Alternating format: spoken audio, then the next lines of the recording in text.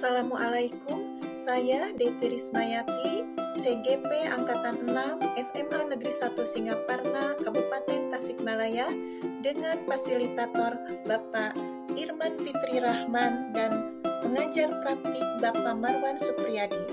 Di sini saya akan memaparkan koneksi antar materi, kesimpulan dan refleksi pemikiran Ki Hajar Dewantoro.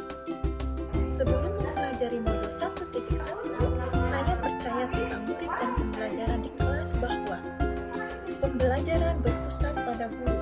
Guru mendominasi pemberian materi dari awal sampai akhir pembelajaran. Peserta didik kurang aktif dalam menggali informasi karena kurangnya motivasi. Kemudian terlalu mengejar KKM sehingga terkesan dipaksakan mengejar target materi pembelajaran sampai tuntas tanpa memperhatikan sisi ketercapaian pemahaman peserta didik. Merasa belum puas bila banyak peserta didik yang belum tuntas sehingga banyak memberikan tugas tambahan. Kurang memahami karakteristik peserta didik secara keseluruhan sehingga cara belajar disamaratakan. Dan yang terakhir adalah pembelajaran terlalu serius karena peserta didik dituntut untuk tertib, disiplin, dan fokus.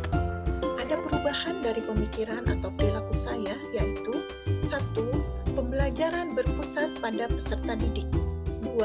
Memberikan stimulus berupa pertanyaan yang menarik sehingga memancing peserta didik untuk menggali informasi dari berbagai sumber. 3. Memberikan kebebasan seluas-luasnya untuk menggali informasi dan menyelesaikan tugas sesuai dengan kreativitasnya masing-masing.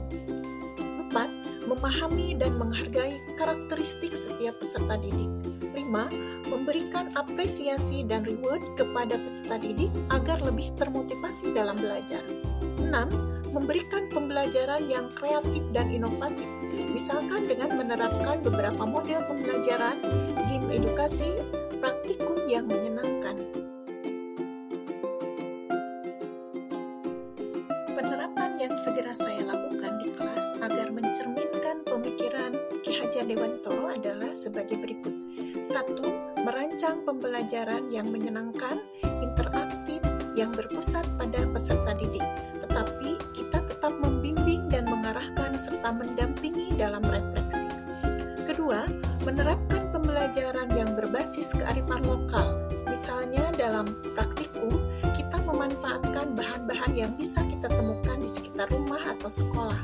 Ketiga, menerapkan konsep merdeka belajar dan mengimplementasikan di setiap pembelajaran dengan pencapaian profil pelajar Pancasila. 4. Pembelajaran yang memperhatikan aspek budi pekerti, yaitu perpaduan antara cipta atau kognitif, karsa atau afektif, dan karya atau psikomotor.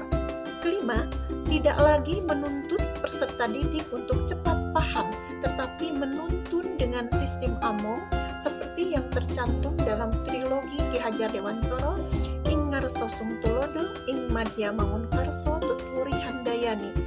Di depan kita memberi contoh, di tengah kita membimbing, di belakang kita mendorong dan memberi motivasi.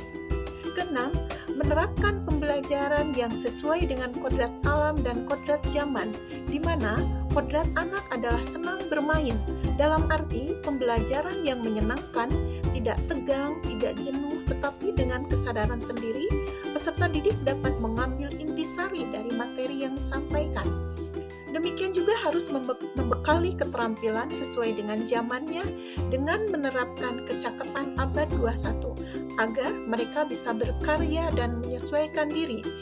Dapat dikembangkan melalui 4C, critical thinking atau berpikiran kritis, communication skill atau kemampuan berkomunikasi, creativity and innovation, kreatif dan inovasi, serta kolaborasi. Kemampuan untuk berkolaborasi. Terima kasih. Demikian yang bisa saya sampaikan. Semoga bermanfaat. Mohon maaf atas segala kekurangan. Assalamualaikum warahmatullahi wabarakatuh.